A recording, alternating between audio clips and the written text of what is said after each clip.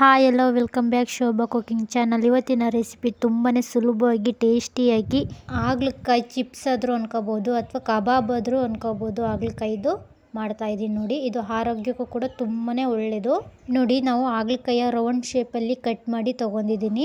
1 spoon cornflour ಹಾಕ್ತಾ ಇದ್ದೀನಿ ನೋಡಿ. 1 ಸ್ಪೂನ್ ಖಾರದ ಪುಡಿ, ರುಚಿಗೆ ತಕ್ಕಷ್ಟು ಉಪ್ಪು.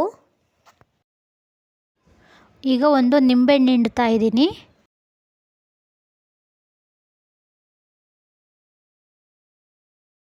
ಈಗ ಒಂದು ಸ್ವಲ್ಪ ನೀರು ಚಿಮುಕಿಸ್ತಾ ಕಲಿಸ್ಕೋಬೇಕು. 1 ಸ್ಪೂನ್ ಅಷ್ಟು ಹಾಕಿದ್ದೀನಿ ನೋಡಿ ನೀರ. ಸ್ವಲ್ಪನೇ ಹಾಕಿ ಕಲಿಸ್ಕೋಬೇಕು. ತೆಳುವಾಗಬಾರ್ದು, ಗಟ್ಟಿಗೆಲೆ ಕಲಿಸ್ಕೋಬೇಕು.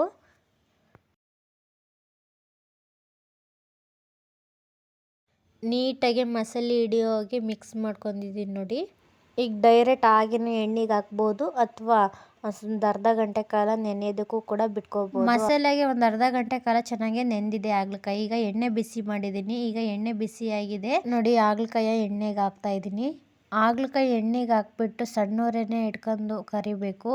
ನಾವು ದೊಡ್ಡವರೇ ಇಟ್ಕೊಂಡು ಕರೆದ್ರೆ ಎಲ್ಲ ಮೇಲೆಲ್ಲ ಸೀದೋದಂಗೆ ಇರುತ್ತೆ, ಒಳಗೆ ಬೆಂದಿಲ್ದಂಗೆ ಇರುತ್ತೆ. ಅದಕ್ಕೆ ಮೊದಲು ಸಣ್ಣವರೇ ಇಟ್ಕೊಂಡು ಚೆನ್ನಾಗಿ ಬೇಯಿಸ್ಕೊಂಡ್ಬಿಟ್ಟು ಆಮೇಲೆ ದೊಡ್ಡವರೇ ಇಟ್ಕೊಂಡು ಕ್ರಿಸ್ಪಿಯಾಗಿ ಬೇಯಿಸ್ಕೋಬೇಕು ನೋಡಿ. ಇಷ್ಟು ಕ್ರಿಸ್ಪಿಯಾಗಿ ಬೆಂದಿದೆ ಹಾಗಲಕಾಯಿ.